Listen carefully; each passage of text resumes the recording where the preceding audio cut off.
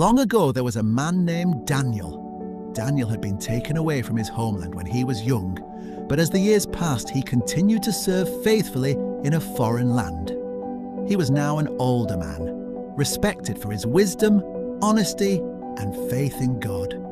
Even though Daniel lived far from his homeland, he never forgot the God he served. King Darius appointed 120 officials to govern the kingdom. Above them were 3 administrators.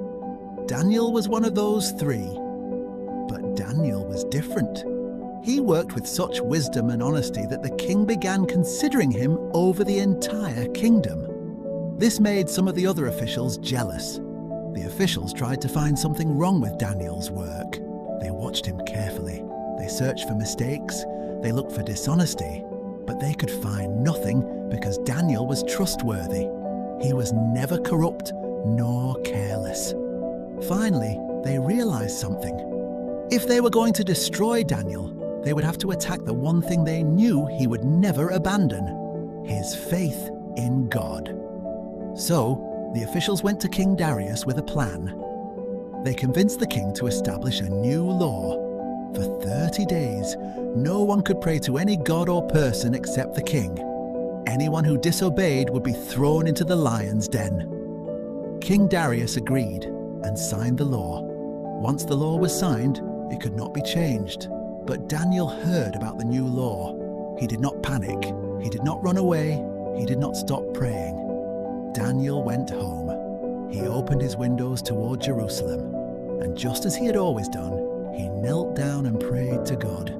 3 times a day Daniel prayed. He didn't pray because he wanted people to see him. He prayed because God was more important to him than fear. And the officials were watching. The officials saw Daniel praying and immediately went back to the king. They reminded the king about the law he had signed and told him that Daniel had disobeyed it. King Darius was deeply troubled. He respected Daniel and did not want him to die. He spent the entire day trying to find a way to save him, but the law could not be changed. At last, the king ordered Daniel to be brought to the lion's den. Before Daniel was lowered into the den, the king said that he hoped Daniel's God, whom he served continually, would rescue him. Daniel was thrown into the lion's den, and a stone was placed over the entrance. Inside the den, the lions were hungry. But God had not abandoned Daniel. Daniel did not know what would happen next, but he simply trusted God. Then God sent his angel and shut the mouths of the lions, so that the lions could not hurt Daniel. The king returned to his palace, but he could not sleep that night. He refused food and spent the night worrying about Daniel. At the first light of morning, King Darius hurried to the lion's den. He called out to Daniel and asked if his God had been able to rescue him. And Daniel answered the king. He was alive. God had sent his angel and shut the mouths of the lions. Daniel had not been harmed because he had trusted in God. The king was filled with joy. He ordered Daniel to be brought out of the den. When Daniel was lifted out, there was not a single wound on him. King Darius was amazed. He knew that Daniel's God had saved him. So the king made a declaration throughout the kingdom. He commanded everyone to respect and honor the living God. The God of Daniel was not like the gods of the kingdom. He was the living God, and his kingdom would never end. Daniel's story teaches us something powerful. Faith does not mean that we will never face trouble. Daniel still faced jealousy. He still faced false accusations. He still faced the lions. But he never allowed fear to become greater than his faith in God. Daniel remained faithful when it was dangerous.